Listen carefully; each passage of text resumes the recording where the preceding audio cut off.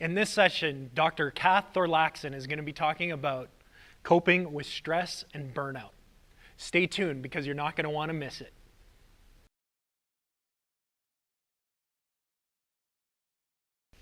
Okay, so I'm going to spend some time talking about stress, anxiety, will eventually get to depression, but it seems like those three things are quite connected together.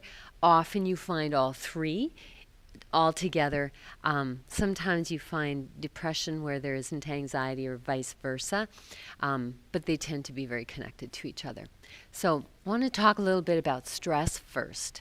So when we think about, if you think about stress, when you're feeling stressed, generally it's going to be connected to some kind of tension going on. There's going to be tension in your mind. People will talk about feeling, I'm stressed right out. Stress is actually a neutral term, but we use it as a negative term. So I'm stressed right out. My eyes might be big because there's tension going on the inside. There's some kind of physical tension. When I work with people, we'll ask, where are you feeling the tension in your body? And people can tell me, I feel the tension in my shoulders, or I feel the tension in my arms or my hands or in my head, or people can actually feel it physically. So it's a physical thing. And it's also emotional tension. When I'm feeling stressed, my emotions go with the stress. When I'm stressed, I'm more cranky. Talked about that a little bit earlier. So the emotions are connected to that. So stress is mental, physical, and emotional tension. It is internal stuff that's going on in response to the external. So it's internal and external factors that result in whatever my reaction or my action is going to be. So it's an interaction between the outside and the inside that's going on. There's two different kinds of stress. So actually, stress is not a bad thing. If I had no stress in my life, I would not be getting up in the morning. There's no reason to get up. I need something to keep me going. When I was caring for little kids, they sure did keep me going. I had a reason to get up in the morning, and usually it was because they were standing beside my bed telling me that they needed something. I get up to go to work in the morning. We need stress in our life. It's called eustress. And that's positive stress. It actually increases my ability to function. So when I care about my work, when I care about my kids, I care about whatever I'm going to do, that is eustress. It draws me towards the function that I need to do. Distress is the complete opposite. And that's what we're actually talking about when they say I'm stressed right out. I'm talking about distress. Negative stress. That actually reduces my ability to function. So the more distressed I feel, the less I can think clearly, the more I feel tense, the more emotionally negative I feel. That's distress. So we have to really understand that there is eustress and there is distress. We do want some stress in our life. Stress is actually a positive thing when handled positively. So, from stress, when we are going under distress, that leads to burnout over time, or it can. So it's the result of the pressure that's going on the inside because of what's happening on the outside. So distress is something that I'm reacting to in some way negatively inside because of what's going on outside. We can have a person who gets yelled at, who's rolling their eyes and just kind of going, you really got to get yourself under control. And you can have another person who's getting yelled at and they are just reacting like crazy on the inside. It's the internal responses that we're really interested in. So, as we head towards burnout, we find ourselves in a state of physical, emotional, and mental drain. So, stress is physical, mental, and emotional. The burnout is along those three lines. So stress, negative stress can lead to burnout. They're very connected to each other. Some of the things that happen when we're feeling burnt out is we end up feeling emotionally exhausted.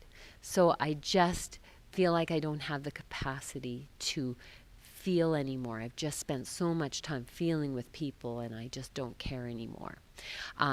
Therefore, I stop caring. I can become cynical, or I can become detached. This is actually a common thing in the caring industry and caring ministries. I just spend so much time emoting with people that I end up just feeling tired. And now I become cynical because the emotions are just tired right out. I detach because it costs so much energy now, costs stress, distress for me to keep caring and keep attached. And then I can end up with a lowered sense of accomplishment. And so people will express feeling like they're spinning their wheels and they're getting nowhere. That's a burnout feeling. That when I start hearing those kind of things, emotions just are tired, feeling cynical, I don't care about people anymore, I'm detached, or I just feel like I'm not getting anything done, I'm starting to think about burnout and what are we going to do. So burnout is not a one-time thing. It's not I'm burnt out and now that's done. It's a dynamic thing. So it's ongoing process where my ability to function in an effective way is going negatively. So if it's an ongoing thing that is going in a negative direction, it's also something that I can work on to move in a positive direction. That's the hope behind this, right? So the way that we function, the way that we think is just crucial when it comes to burnout. I really want to think about how I'm using my mind. Another important thing, and we're going to get into this a little bit more when we talk about anxiety, is stress/burnout actually has a negative function on our immune system, on our growth system, on all of those natural systems that just keep going. So it breaks down our immune system because in burnout we're heading towards survival. And when survival's kicking in, the immune system, the growth system, digestion, all those things that aren't necessary for survival in this moment to keep me alive, those stop functioning. And so they tend to move in a negative direction. So some of the things that we need to do is we need to recognize what the signs of stress are, what the signs that I'm heading towards burnout are. These are important things for us to just keep aware of in ourselves. And what is going to become really important as we go through this list of symptoms or signs is what our normal is. So I'm going to just jump to headaches first of all. If you're a person that has neck problems or you've been in an accident or something like that, it might be normal for you to experience some headaches. So for you, having headaches may not be a sign, but having more headaches than is normal for you would be a sign. So that's the second one. The first one is lack of energy. Again, really interested in normal. I tend to run on the high end of energy. And so for me to be feeling like sleeping in for an hour and not doing anything in a day, that would be not a good sign for me. That's a sign that there's some kind of stress. I'm leaning towards burnout. For another person who's just more laid back person by nature, sleeping in for an hour, having a day where they do nothing, that'd just be normal. So lack of energy is a sign of stress, burnout, but it's one that you need to understand yourself. All of these are. Thinking is less sharp. So normally I can think through this stuff and figure out what I'm going to do, make decisions, that kind of thing. If normally I can do that, and suddenly I find myself foggy and I don't think quite as quickly, that can be a sign that there's some stress or burnout going on. Anger, again, anger beyond your norm. So for some people, some of us are firecrackers, and so there can be just these things that happen, and they can be fairly frequent, but they're not really big. Other people just tend to go along in life, and then something happens that just is kind of that thing that frustrates them, and the bomb is a little bit bigger, and you have a bigger explosion. I don't like to use that word, but you have a bigger reaction. Maybe that's a better way to put it. Whichever it is depends on how you function, but what is normal for you, and is that increasing? So when I do have the firecracker moments, are they bigger? Are they bigger? Do they happen more often? For the person that reacts less often, are you increasing? Same question. Is something increasing? Is it going beyond what is normal for you? Emotions. Some people can just cry. They cry when they're happy. They cry when they're sad. They cry when they're tired. They cry when they don't even know why they're crying. That's just normal for some people. For some people, it's not. And so the question is, what's normal for you? If you're a person that's not given to tears for any reason and you find yourself crying, that's a warning sign. If you're a person that cries for lots of different reasons, but again, it's going beyond your norm, that's a sign of stress heading towards burnout. Relationship stress or relational stress. So normally you're pretty easygoing, you get along with people pretty good. That starts to go in a negative direction. That's concern. Insecurity. So for some people, insecurity is like that bad best friend that just hangs around a lot. And so for some, when insecurity is there, or if it's not and it starts to be there, so increasing insecurity can be a sign of burnout and stress. Depression. So if I'm pretty buoyant person normally and start to find that I'm not laughing so much, or I'm feeling a little bit more gloomy, or I wake up in the morning and normally I'd wake up and just be ready to hit the day, and now I'm not so ready to hit the day. Starting to feel depression. I'm going to get into depression in a little while as well, because sometimes we use that word kind of clinically when it really doesn't apply.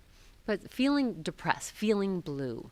If I'm feeling overwhelmed, like I just can't do all this, and I'm looking at the mountain of work that I have to do, or the amount of whatever it is, and I'm starting to feel overwhelmed, when it starts to become more of a friend, that overwhelmed is just something that I tend to feel more and more and more.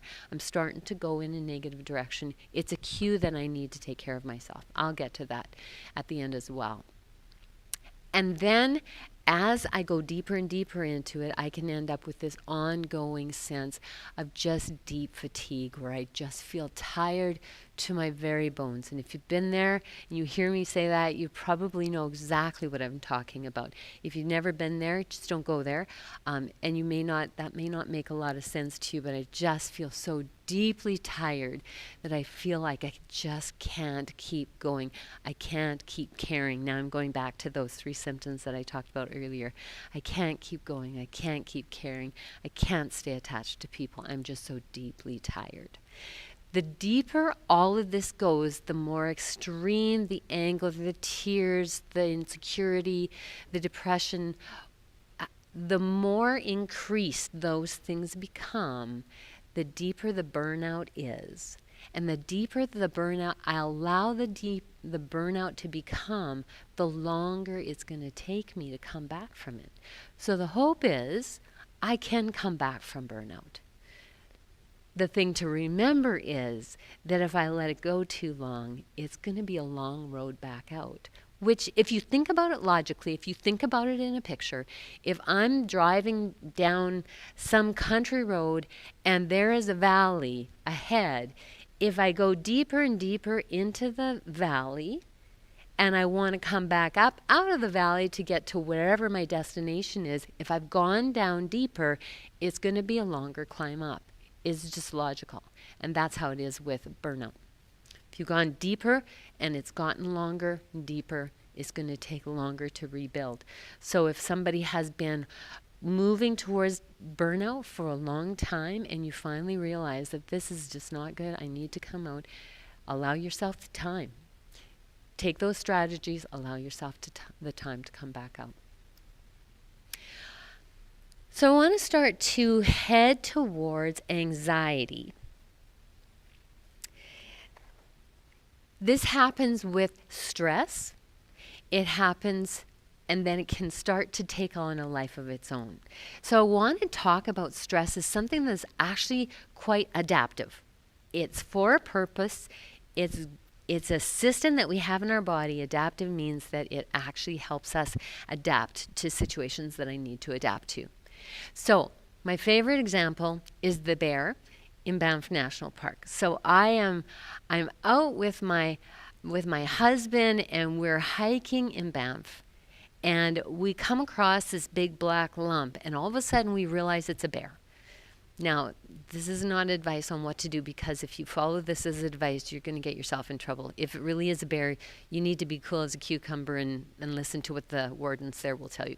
But let's say you don't, and everything in your body and your brain says, there's a bear, we got to get out of here, we've got to survive to live. So you start to run. Your body starts to cooperate with you, and it starts to put stuff in place so that you can run as fast as your body is, and your legs, whether they're short or long, are capable of running.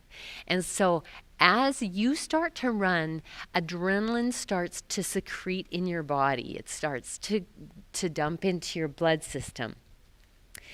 And that the purpose of it, the adaptive purpose of it, is to fight off the threat. In this case, it's running to fight the threat off. So a few things are going to happen. Sugar is going to pour into your body from your liver. So you're going to have that increase. Your pupils are going to get dilated so that you can see better. Your breathing is going to go up, of course. Just try running. There's no way that you can run without needing more oxygen in your lungs. It's an automatic system, and we're talking about the sympathetic system, which is an automatic system. So your breathing is going to go up, and so is your blood pressure, because that blood needs to be getting through your body so that the muscles can get all the energy that they need to be able to fight off the threat or run away from the threat in the example that we're using. Your blood actually clots faster at those times, so that if you get wounded, it will heal a little bit better, a little bit faster. So all of those things are happening. Your heart rate's going up, your breathing's going up, your blood pressure's going up, pupils are dilating. There's just a lot of things that your body is cooperating with you to give you all that you need to fight off that threat or get away from that bear. It's also shutting down some systems so that it can pour more energy into fighting off the threat. So if you were growing a lot 5 minutes before you saw the bear, you're not growing a lot anymore. The growth system actually shuts down. The immune system will stop working. It will slow right down. That's why ongoing long-term stress anxiety can lead to mental or to health breakdown, to physical health breakdown, because the energy that your body's putting out is going into fighting off the threat rather than boosting your immune system. So to be healthy, you want to be calm. Saliva flow and digestion actually slow down as well. So your body's not putting the energy anymore into digesting whatever food you had for lunch. It's all getting diverted to that one system, the sympathetic system. So just a little bit of biology on that. It's called the autonomic system. I would have called it the automatic system, but it's called the autonomic system, which is automatic. So there's two branches. What I just talked about is the sympathetic branch. The other branch is the parasympathetic branch. So when I'm running back down the trail, back down to our truck, everything is going. The sympathetic system is full on. Soon as I get back to the truck, not that we own one, but as soon as I get back to the truck, I jump in, I close the door and go, okay, I'm safe. And the parasympathetic starts to kick in, and all my systems start to calm down. The liver stops pouring the sugar into my blood system. My heart rate goes down, my blood pressure goes down. My eyes go back to normal. I've heard people talk about getting tunnel vision when they're in the middle of a gunfight or something like that. Everything starts to go back to normal when the threat disappears. And I calm right down. The parasympathetic system takes right over and counters that. That is an adaptive system. That's what our body is supposed to do when we're facing a threat. That goes wrong with anxiety sometimes, stress, and with burnout. A really good resource, and I believe that it is written there with a spelling error. It's Sapolsky, so it's Sapolsky. He's written a great book called When Zebras Don't Get Ulcers, or Why Zebras Don't Get Ulcers. It's an interesting read. I'm told it's a little bit of a difficult read, but he explains everything really well in that book.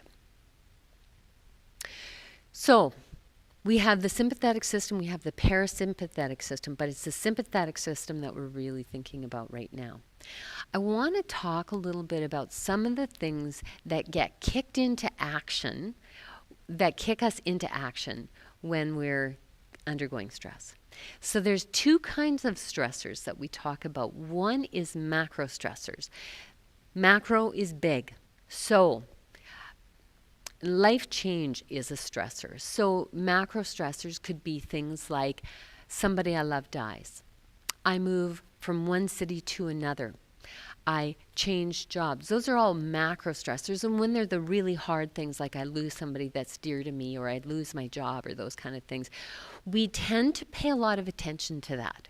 So if somebody in our congregation or a community has lost someone they love, we will put together teams to bring them meals, or people will go and visit them or do things to help them. We tend to take care of people, and that's not right across the board. We're not 100%. But with the macro stressors, we kind of stop and pay attention.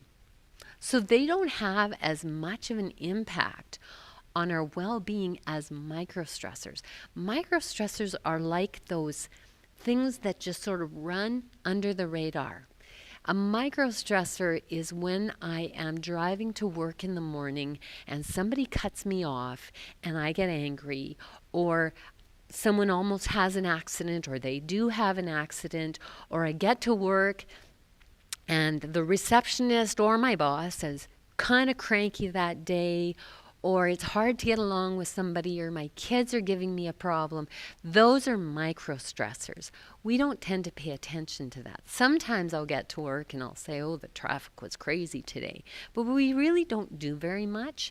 And when there's a lot of micro stressors that are happening under the surface, those actually can contribute more to health issues, because they just keep going and going, and we don't tend to stop and pay attention to them and do things to counteract the negative effect that they're having on us. So they just kind of go unnoticed. So that's a really important thing to be around, is what are the stressors in your life? What is it that is causing you the biggest stress that you may not be noticing? More stress is simply more taking care of yourself, for counterbalancing and kicking that parasympathetic system into place. So when we start to think about mental health, we start to move towards thinking about anxiety disorders, depressive disorders. We start to think about certain things. So when I'm working with somebody, there are certain things that I'm watching for, markers that I'm watching for in their health, in their story as they're talking to me. So the first one is mood. What's happening with mood? Is it moving in a downward direction? Is it staying the same? Is it way up and way down? What's happening with mood? Mood is a marker that I watch for. What's happening in their sleep? So often when I'm working with people in my private practice, when they come to see me, I'll hear, I'm only sleeping a couple hours a night, or I'm not sleeping at all, or I'm sleeping 10 hours a night and I'm still tired in the day. So sleep is another marker of how are you doing in terms of your mental health. Another important part of mental health is appetite. Are you losing your appetite, or do you feel like you could eat yourself silly? Either way, again, we're moving beyond our norm. We're changing. Appetite. So if somebody tells me that they just can't get themselves to eat, I'm listening up for that. I'm paying attention to it. Energy levels. Are they good? Are they too high? Are they too low? Tend to worry less about high energy levels. We tend to worry a little bit more about lower energy levels. But either way, I'm interested to know what the energy levels are. We can end up in a hyper kind of a manic kind of situation where I'm just like the Energizer Bunny on steroids, where I'm just going and going and going. And that's hard on our bodies as well. So energy levels matter. How is concentration? Are you able to concentrate? Are you getting distracted? Sometimes being really distractible is a sign of something else going on that I'm actually not planning to address today, but ADHD is a thing. Sense of self-worth. If self-worth is starting to go down, That's something I'm interested in when I'm hearing. That's a marker of mental health. If my self-worth is starting to move in a negative direction, I need to take note of that. Irritability. Am I getting more cranky than usual? That's a marker. And finally, tearfulness. All stuff that I was talking about just a few minutes ago in regard to burnout. So here you're starting to see that stuff go together. When I, as a mental health therapist or a psychologist, as I'm listening to those things, I'm thinking, okay, are these things happening? How many of these things are happening? And how long has it been going on for? So I'm starting to kind of measure stuff in my mind, but I want to look at all those things. I want to know how all those things are going for a person. And the interesting thing is usually when somebody's struggling and they come to see me, they naturally start talking about all those things. Sometimes I might have to bring up one or two, but we start to notice that when we're moving in a negative direction. So, having said all of that, I want to talk about what I'm calling stress management, which probably would better be called self-care or management of my health, whatever I want to call it. Right on the top of my list is exercise. When we exercise, there is a chemical that's released in our bodies called endorphins. That is our natural opiate, which is our pain relievers. The function that I see more than pain relief with endorphins is the mood boost. I read somewhere that if you get a proper heart rate, respiration rate, so you could still carry on a conversation, 5 minutes to a mood boost. Is that number accurate? I don't know if it is, but I do know that when you get exercise, that is a mood booster. So if we're looking at decreasing anxiety or increasing mood, positivity, exercise is going to be a major contributor. That's a lifestyle thing. That's a thing that we lay down and we just have on the basis of our life. I just get regular exercise. Sometimes when I'm working with somebody who's depressed, remember that depression, one of the symptoms is fatigue. And so if we think about exercise, that's just I cannot do that. And if a person's feeling that way, my question is, what can you do? And maybe what you can do is take your favorite dog out for a 5-minute walk, just once a day. Good enough. There's a little bit of endorphins in that. And maybe in 2 weeks from now, you might decide to even bump that up to 7 or 8 minutes. What can you do? You don't have to do an intense workout. One of my best mood boost exercises that I do is simply going out for a walk. Heart rate probably doesn't go all that high for me, but it's still a mood boost. So what can you do? You don't have to go to the gym and lift weights necessarily to get the benefit of exercise. Prayer and meditation, taking that place for calmness and stillness and to focus your thoughts. And if your thoughts start to take off on you, notice it, and then just pull your attention back to what you're doing and get into that place of quietness. Muscle tension and release, that's actually something that we will do with people where you actually go from your toes all the way to your head, and you tighten up the muscles just for a few seconds and hold them there, and then you release them. And then you move to the next muscle set. So you might do that in your feet, and then you might in your legs. Tighten all those muscles up, hold them for a few seconds, and then release them. And you just go up piece by piece of your body till you get to the top of your scalp, and that can actually have a very calming effect. Guided imagery, you can do that with anything that has pictures in it. So you can play something, you can have somebody read something to you that helps you to just kind of move into a calmer place. Something that you also can do is if you have a favorite place where you've been, maybe beside a river or beside a lake or on a beach somewhere that you've been, or if you haven't but you can imagine it. Our imagination is a huge player in our mental health. You can imagine negative things and end up with a stress response. We've probably all done that. You can also imagine pleasant things and end up with a pleasant response. So I could, in my mind, picture a beach that has turquoise water like I've seen on TV and white sand, and I might imagine what the birds sound like, and I start getting right into all the senses. Anxiety lives in the storyline of our life, what's happened or what's coming. In the very moment where all the senses are, there's calm there. And so I can use the 5 senses, seeing, hearing, smelling, tasting, and feeling how I am in the present moment. And that will help me to come down to a little bit more calmness. You can just, especially if you're one of these people like me that moves fast, you can actually just slow yourself down, walk at a slower pace to manage if you're going through stress.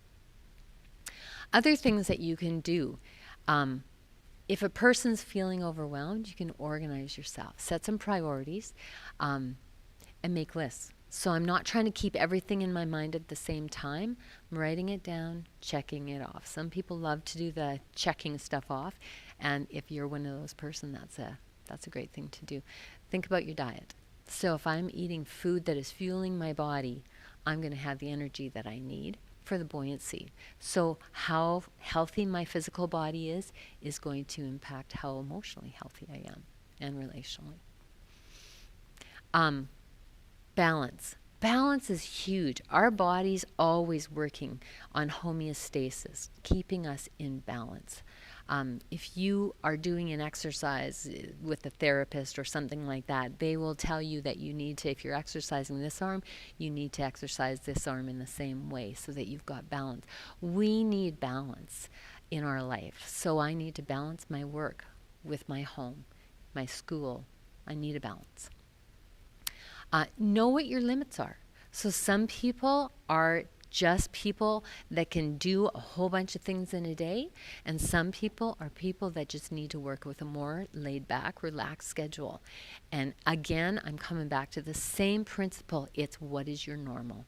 If your normal is, I feel best when I'm doing 10 things in a 5-hour day, then that's what you need to do. If you're one that needs to focus on one thing in a day, that's what you need to do. You need to know what your limits are, and you need to work within those.